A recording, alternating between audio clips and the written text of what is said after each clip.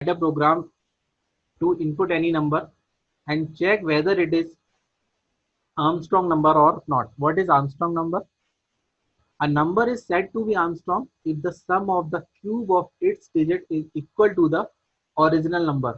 जैसे एक नंबर मैंने यहाँ पर 153 अगर कोई इनपुट किया हुआ है तो देखो क्यूब परफॉर्म करना है तो मैं यहाँ पर लिखता हूँ 3 का क्यूब। तो 3 का जो क्यूब हो जाएगा तो 153 जैसे मैंने यहाँ पे लिखा तो यहाँ पे मुझे डिजिट का क्यूब करना, तो 1 का क्यूब होता है 1, 5 का जो क्यूब होगा वो होगा 125 और 3 का जो क्यूब होता है वो होता है कितना 27। अगर मैं यहाँ पे तीनों को अगर ऐड करूंगा तो फाइनल जो आंसर आएगा वो कितना आएगा 153, यानी कि इक्वल टू द अगर नंबर आ जाता है किसी भी नंबर का क्यूब अगर इक्वल टू द अगर नंबर आ जाता है तो फिर उस केस में वो क्या होगा, एक आर्मस्ट्रॉन्ग नंबर होगा। तो सबसे पहले तुम्हें क्या करना चाहिए, एक नंबर इनपुट करना चाहिए, फिर उसकी डिजिट को एक्सट्रैक्ट करना चाहिए और जैसे डिजिट एक्सट्रैक्ट होती है तो उस डिजिट का क्या करना है, मुझे क्यूब करना है, यानी कि क्यूब करना चाहिए, फिर क्यूब को ऐड करना चाहिए। तो इससे वो पूरा क्वेश्चन सॉल्व हो जाएगा। तो सबसे पहले मैंने क्लास लिखा है तो क्लास ने मैं यहाँ पे आर्मस्ट्रॉन्ग ही ले लेता हूँ।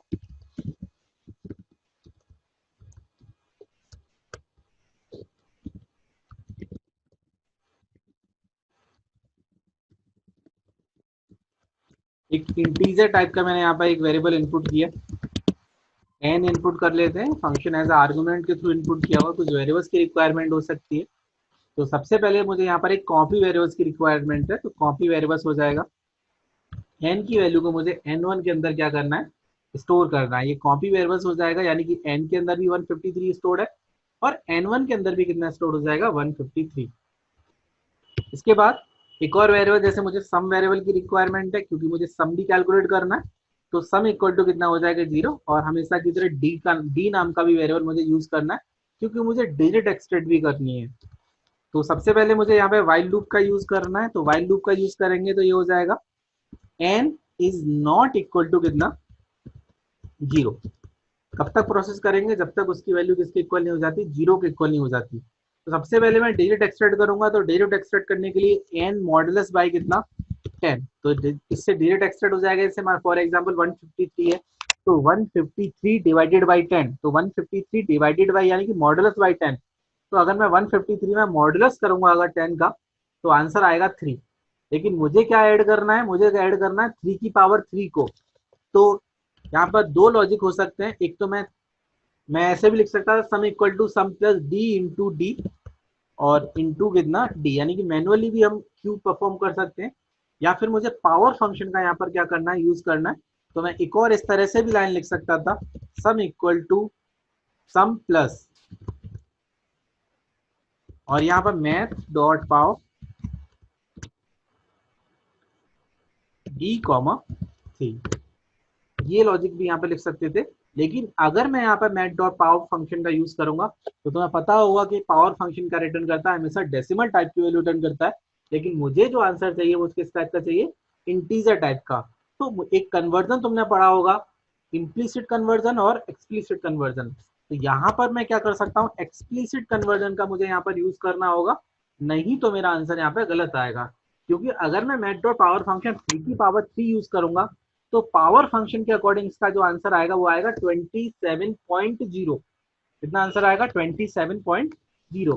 अगर मैं इसी तरह से अगर पावर परफॉर्म करता रहूंगा तो मेरी जो सम की वैल्यू आएगी ना वो आएगी 153 पॉइंट कितना 0। तो 153.0, तो अगर मैं नंबर से कंपैरिजन करूंगा क्योंकि मेरा नंबर इंटीजर टाइप का था, लेकिन जो आंसर आया वो आया 153 पॉइंट कितना 0। तो कभी भी वो कंपैरिजन परफॉर्म नहीं करेगा और कंडीशन क्या होगी उसकी, फॉल्स होगी, यानी आंसर फॉल्स आएगा। तो इसीलिए जब भी तुम्हें ये पावर फंक्शन का यूज करना हो तो तुम्हें यहाँ पर इंट का क्या करना चाहिए, यूज करना चाहिए। जब मैंने ये क्यूब परफॉर्म कर लिया, तो जब क्यूब परफॉर्म किया तो उसके बाद मुझे नंबर को रिड्यूस करना भी होता है, तो n equal to N divided by कितना 10।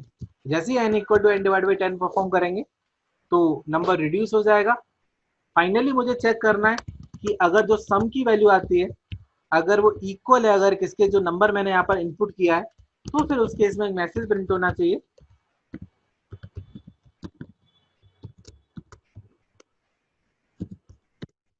It is a positive number, या फिर तुम वैल्यू के साथ भी क्या कर सकते हो, प्रिंट कर सकते हो तो अगर मैं वैल्यू के साथ यहाँ पे प्रिंट करता हूँ तो इस तरह से प्रिंट करना होगा, n इज आर्मस्ट्रॉन्ग नंबर।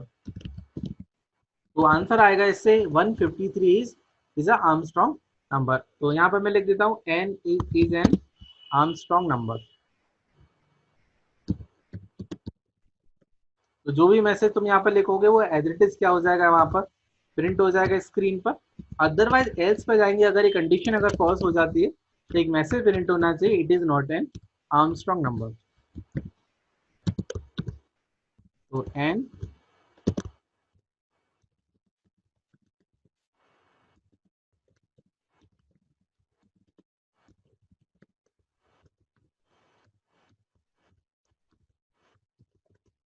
तो देखो 153 इज एन आर्मस्ट्रॉन्ग नंबर, क्योंकि मैंने यहाँ पर कॉपी वेरिएबल का क्या किया हुआ है, यूज किया हुआ है। जैसे मैं यहाँ पर दूसरा नंबर प्रिंट कर देता हूँ तो फिर it is not a Armstrong number की कंडीशन प्रिंट होगी।